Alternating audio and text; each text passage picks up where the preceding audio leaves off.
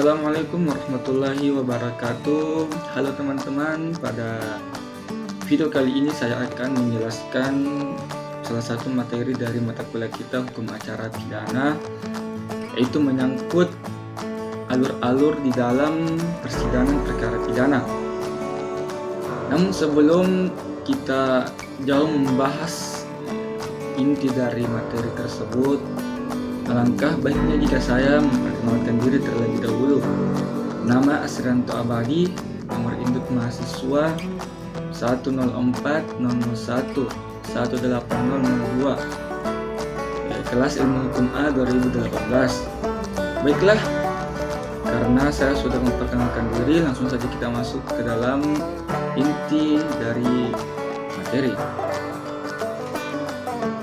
Nah, kita bisa lihat di dalam PowerPoint ini ada alur-alur persidangan perkara yang kita akan bahas. Kita ke slide selanjutnya. Nah, tahap-tahap dan tata cara persidangan perkara di pengadilan negeri itu secara umum diatur dalam Kitab Undang-Undang Hukum Pidana, yaitu Undang-Undang Nomor 8 Tahun 1981. Di dalam undang-undang tersebut ada kiranya 4 tahapan di dalam persidangan perkara pidana, yaitu yang pertama adalah sidang pertama, yang kedua adalah sidang pembuktian, yang ketiga adalah sidang pembacaan tuntutan pidana, pembelaan dan tanggapan-tanggapan, dan yang keempat adalah sidang pembacaan putusan. Kita pindah ke slide selanjutnya. Adapun tahapan di dalam sidang pertama itu ada 5 hal atau 5 tahap, yaitu yang pertama hakim atau majelis hakim memasuki ruang sidang, yang kedua pemanggilan terdakwa supaya masuk ke ruang sidang, yang ketiga adalah pembacaan surat dakwaan, yang keempat adalah pengajuan eksepsi atau bantahan atau keberatan oleh pihak terdakwa atau penasihatnya, dan yang terakhir adalah pembacaan atau pengucapan putusan sela. Nah, ini dilakukan secara bertahap, mulai dari hakim memasuki majelis persidangan, diikuti oleh pemanggilan terdakwa, selanjutnya pembacaan surat dakwaan, selanjutnya pengajuan eksepsi atau bantahan oleh pihak terdakwa atau penasihatnya, dan yang terakhir adalah pembacaan putusan selanya. Kita pindah ke slide selanjutnya. Ada tahapan sidang pembuktian oleh jaksa penuntut umum. Di sini ada beberapa hal yang kiranya dilakukan oleh penuntut umum dalam membuktikan terdakwa bersalah atas perlakuan atau tindak pidana yang dilakukan.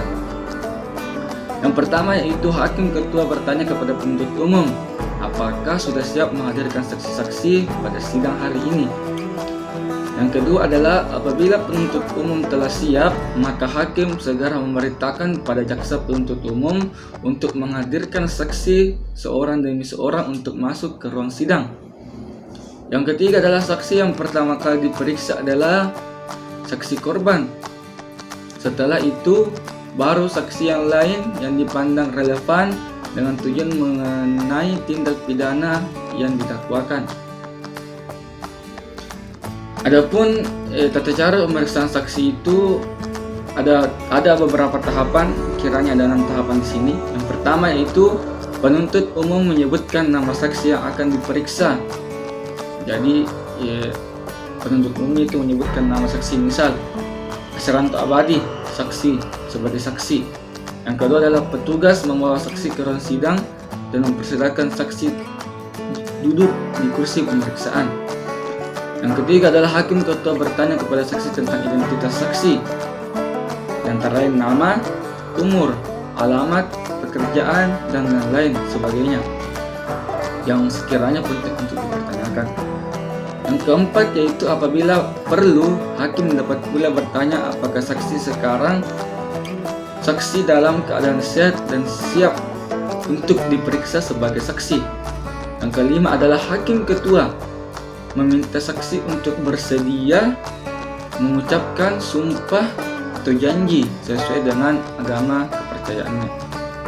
Dan yang terakhir adalah saksi mengucapkan sumpah menurut agama atau keyakinannya. Lafal sumpah ini dipandu oleh hakim dan pelaksanaan sumpah dibantu oleh petugas juru sumpah. Merupakan tahap terakhir dari alur-alur persidangan perkara tindak pidana pengadilan negeri, yaitu sebelum menjatuhkan putusan hakim harus mempertimbangkan berdasarkan atas surat dakwaan.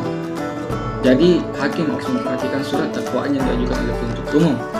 Segala sesuatu yang terbukti di persidangan, tuntutan pidana, pembelaan dan tanggapan-tanggapan harus juga memperhatikan dari tanggapan-tanggapan dari penasihat hukum terdakwa.